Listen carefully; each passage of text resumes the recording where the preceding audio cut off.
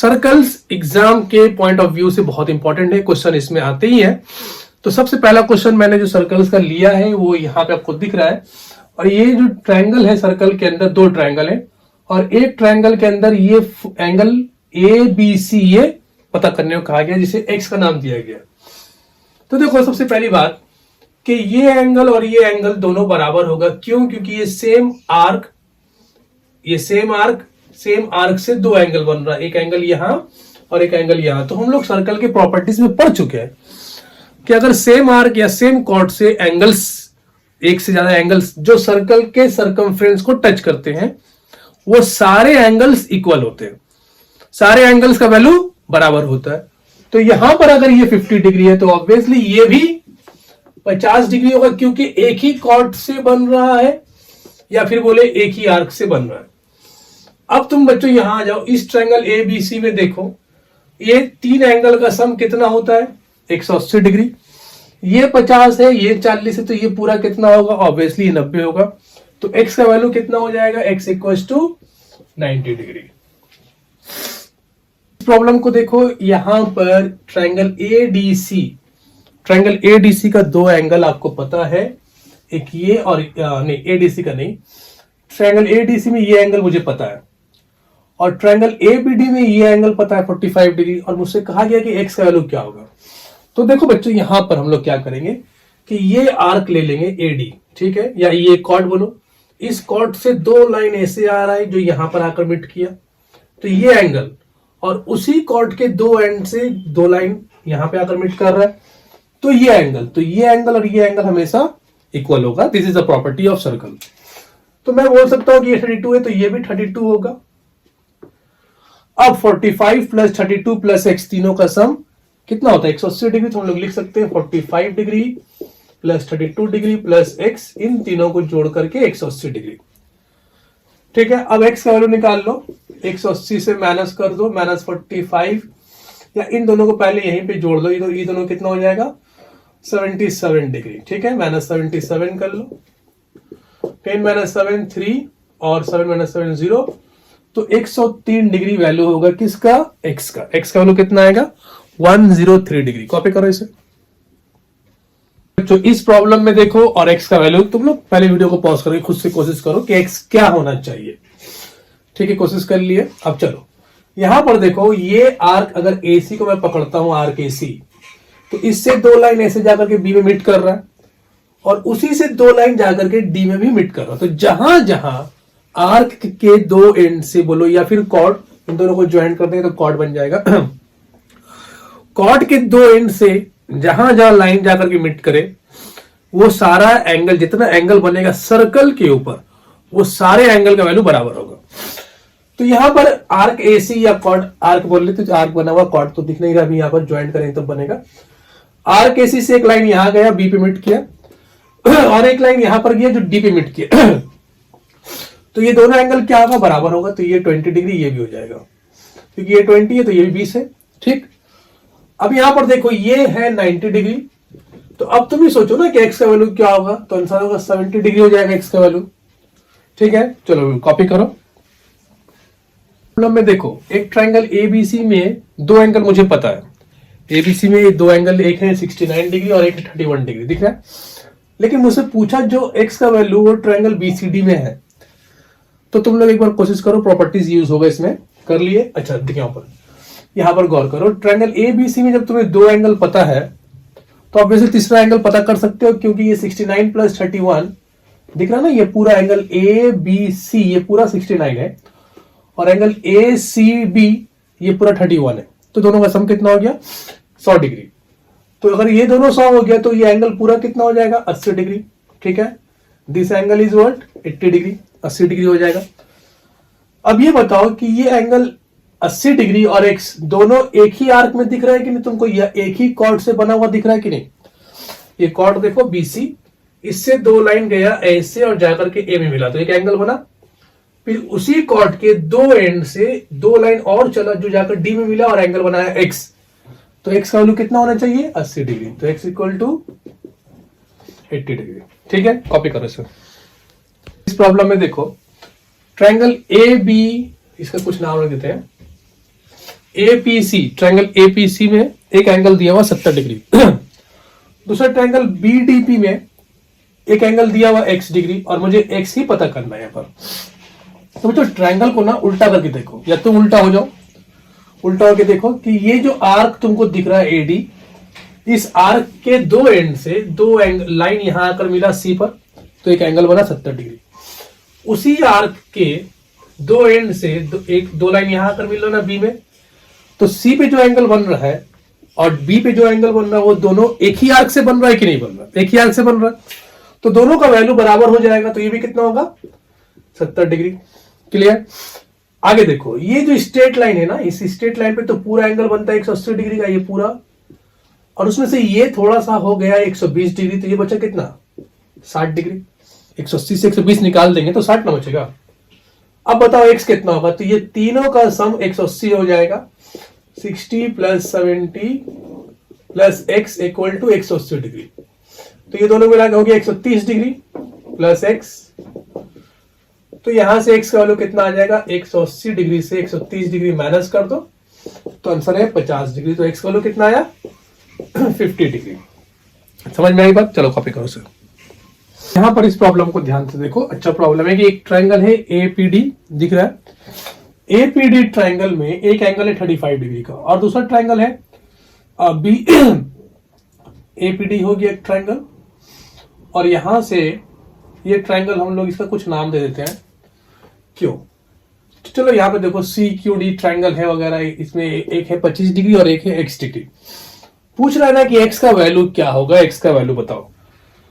तो यहां पर हम लोग एक काम कर सकते हैं, देखो बहुत तरीके से सॉल्व कर सकते हैं भाई, क्योंकि प्रॉपर्टीज है यहां से वहां से लगा सकते हैं। सबसे सिंपल जो मेरे दिमाग में आ रहा है तुम्हारे लिए कि अगर ये 25 है, कैसे, ये आर्क बीडी से ये लाइन गया, दो लाइन यहां मिला, और इसी आर्क बीडी से दो लाइन यहां भी गया, तो ऑब्वियसली अगर ये 25 है तो ये भी 25 हो जाएगा। ठीक है, 25 डिग्री हो गया, खत्म। इसको देखो, ये पूरा कितना होता है 180 डिग्री होता है ना, तो ये जो बचा है ये कितना बचा 180 माइनस x। ठीक है, देखो यहां पर मैं एक्सटीरियर एंगल का कॉन्सेप्ट भी लगा सकता था, लेकिन मुझे लग रहा है ज्यादा सिंपल है तुम्हारे समझने के लिए। तो ये x हो गया, ये 180 माइनस x हो गया। अब इन तीनों को जोड़ने के बाद क्या होगा 180 डिग्री, तो लिख लेते हैं 25 degree plus 35 degree plus 180 minus x is equal to 180 degree. Correct? देखो ये 180 कैंसिल हो गया और x को वहां भेज दो, तो 25 प्लस 35 degree is equal to x, तो x का वैल्यू कितना हो गया, कितना हो गया 60 डिग्री ना। तो देखो यही कॉन्सेप्ट है, exterior angle is equal to क्या होता है, sum of two opposite interior angle. इन दोनों को जोड़ेंगे, वही x डायरेक्ट आया था, वो भी यूज कर सकते हैं, या फिर हम लोग क्या किया 180 माइनस x करके तीनों को एंगल को जोड़ दिए, तो हमको x का वैल्यू क्या है वो मिल गया। कॉपी करो इसे।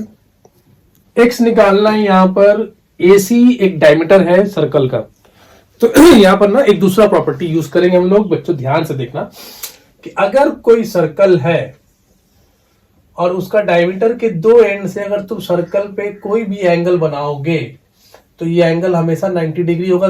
शर्त ये है कि ये AB डायमीटर होना चाहिए। तो बोलो सर अगर ऐसे बनाए तो तब भी ये 90 बनेगा। यही तो प्रॉपर्टीज है कि डायमीटर के दो एंड से जब भी तुम सर्कल को टच करोगे दो लाइन के जरिए, तो वहां पर जो एंगल बनेगा वो एंगल हमेशा 90 डिग्री बनेगा। तो उस कॉन्सेप्ट से हम बोल सकते हैं कि AC तो डायमीटर है भैया, तो ये जो एंगल बनेगा ये पूरा एंगल 90 डिग्री का बनेगा।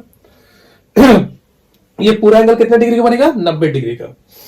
अब भाई ये 40 है, ये 90 है, तो ये 50 डिग्री तो होगा ना। एक ट्रायंगल में तीन एंगल का सम कितना होता है, ट्रायंगल ABC में देखो तीन एंगल को जोड़ने से सम कितना मिलेगा 180। भाई तो ये 90 है, ये 40 है, तो ये 50 ना होना चाहिए। ओके, अब मुझे बताओ क्या ये और ये बराबर नहीं होगा? कैसे होगा? क्योंकि आर्क AB से अगर दो लाइन यहां जा रहा है तो उसी आर्क AB के दो एंड से दो लाइन तो यहां भी जा रहा है। तो अगर ये 50 डिग्री है तो ये भी कितना होगा 50 डिग्री। तो x का वैल्यू कितना आएगा 50 डिग्री। ठीक है, चलो अगले प्रॉब्लम में चलते हैं। इस प्रॉब्लम में तुम कोशिश करो कि x का वैल्यू क्या होने वाला है। सिंपल प्रॉब्लम है, ज्यादा कुछ डिफिकल्ट नहीं है। भाई ये 62 डिग्री है, तो CD आर्क से देखो, मैं समझा रहा हूं ध्यान से देखो।